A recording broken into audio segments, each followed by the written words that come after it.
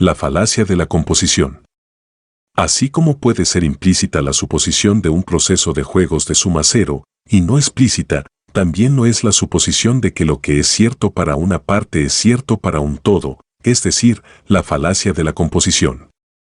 La falacia de la composición viene de ignorar las interacciones que previenen que lo que sea cierto para una parte sea automáticamente cierto para el todo.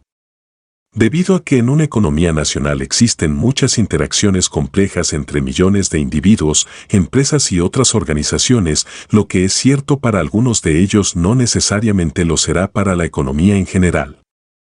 Por evidente que parezca esto como principio general, es fácil olvidarlo cuando hay decenas de miles de personas que están perdiendo sus trabajos en una industria en particular y su difícil situación aparece en los medios una y otra vez, al mismo tiempo que se urge a los funcionarios públicos a hacer algo para prevenir una crisis de desempleo, incluso cuando la tasa de desempleo nacional pueda estar reduciéndose.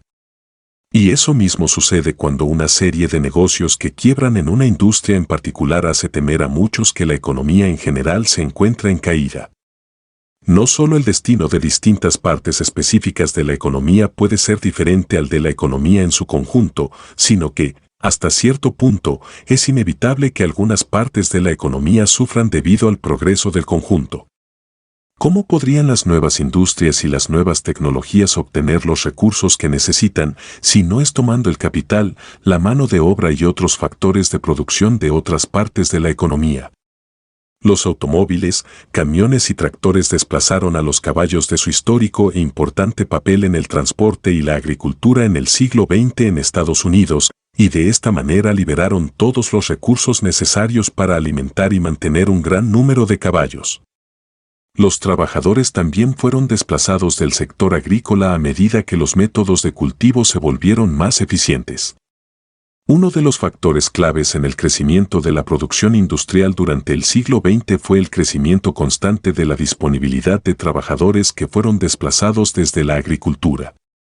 ¿De qué otra manera pudo las industrias modernas haber obtenido los millones de trabajadores que necesitaban para hacer funcionar sus fábricas si no era trayéndolos de las granjas?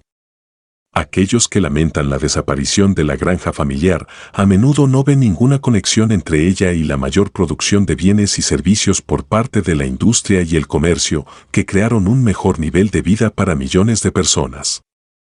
No hay nada más fácil para la prensa o los políticos que presentar historias de interés humano sobre alguien cuya familia se había dedicado a la agricultura durante generaciones y que ahora se había visto obligado a dejar el estilo de vida que conocía y amaba a causa de las impersonales fuerzas económicas del mercado.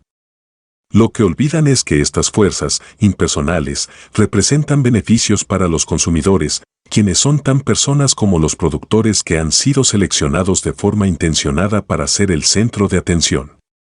Siempre existirá la tentación de tratar de solucionar el problema de aquellos cuyas situaciones difíciles han sido escogidas para ser el centro de atención, sin considerar las repercusiones para otras personas en otros lugares.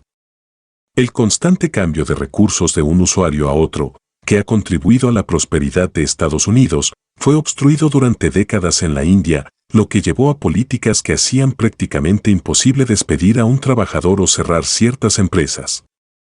Estas restricciones y controles gubernamentales contribuyeron a la pobreza de la India en una cantidad estimada de cientos de dólares per cápita al año. En un país pobre, esa es una pérdida muy seria. Un observador de la economía india dijo, algunas veces me pregunto cómo pudieron haber acabado tan mal las cosas cuando teníamos economistas tan brillantes. La respuesta simple a esa pregunta es que el poder vence al conocimiento y, de hecho, durante casi medio siglo el poder supremo en la India estuvo en manos de personas comprometidas con una economía controlada por el Estado. Los esfuerzos realizados por los economistas para resaltar los errores de las políticas que se estaban siguiendo eran ejercicios de futilidad. Algunos de los más destacados economistas de la India, incluyendo un ganador del Premio Nobel, simplemente se fueron del país.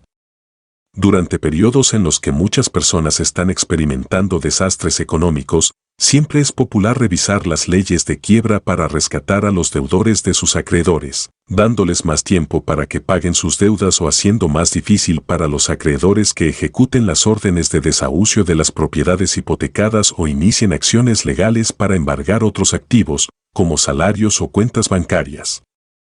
Estas medidas siempre son populares y generalmente efectivas para el logro de sus objetivos inmediatos. Pero, a medida que el cobro de las deudas se vuelve cada vez más costoso, ya sea en términos de gastos directos o bien en cuestión del tiempo que pasa sin que se pueda cobrar el dinero, los prestamistas responden haciendo que los créditos sean más inasequibles o cobrando tasas de interés más altas para cubrir los nuevos costes de cobro, o ambas cosas a la vez.